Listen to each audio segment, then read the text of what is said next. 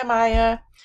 Your presentation looks great visually. So let's go down the rubric list. And remember, you should use this list for yourself when you're building your presentations and checking them before you submit.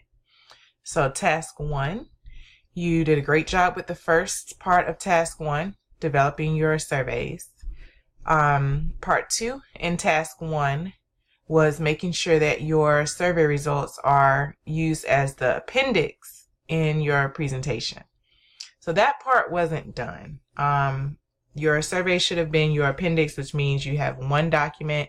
Even in the original assignment directions, it states make sure everything is together and you submit one document. So that was worth 15 points. For task 2, created a slide, minimum of 5 sales promotion ideas. Great job. Applied this week's textbook chapter, Global Perspective, to describe the promotional ideas. This means that each idea should have at least one sentence statement from the textbook. Now for this, I did not see any in-text citations from the textbook letting us know what information on this presentation came from the textbook. So when I'm looking at this slide right here, for example, I don't know if any of this came from the textbook or not because there's no in-text citation with the author from the textbook, and there's no in-text citation on any of this slide. However, you have a works cited page with a lot of resources, really good resources at that.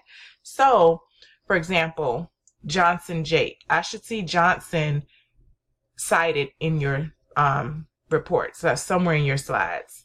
Shastri Krishna, that should be cited within your slides. Swanson, that should be cited wherever you use the information.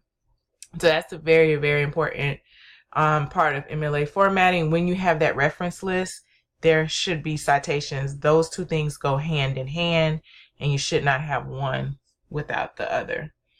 So let's go back.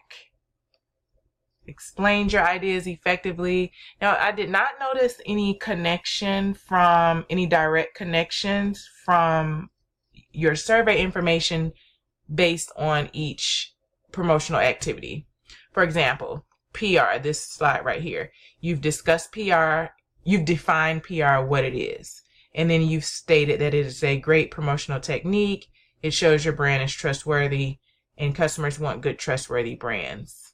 But you have not really made a connection with the information that your target market has shared in the surveys and how public relations would be successful. For example, let's say your target market, you found out in your survey results that your customers, they like to attend events and they like to build relationships with people, or that they purchase more when they feel like they have a personal connection with the retailer. So that's something that you could mention in a event like public relations.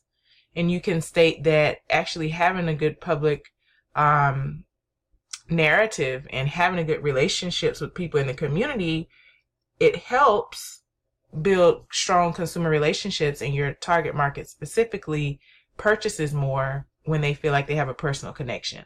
So that's something that was an example of something that you could state for why PR is going to be effective for your company or when you're doing these promotional events. And you want at least one connection like that for each strategy instead of just a definition. So those were the main areas where you needed to have a little bit more information. But otherwise, great job. It looks great visually. You started off on a great foot, and just keep going forward with making sure that you're presenting professional presentations, but just make sure you're using this bullet list as a checklist and you're actually doing everything that's stated in bold.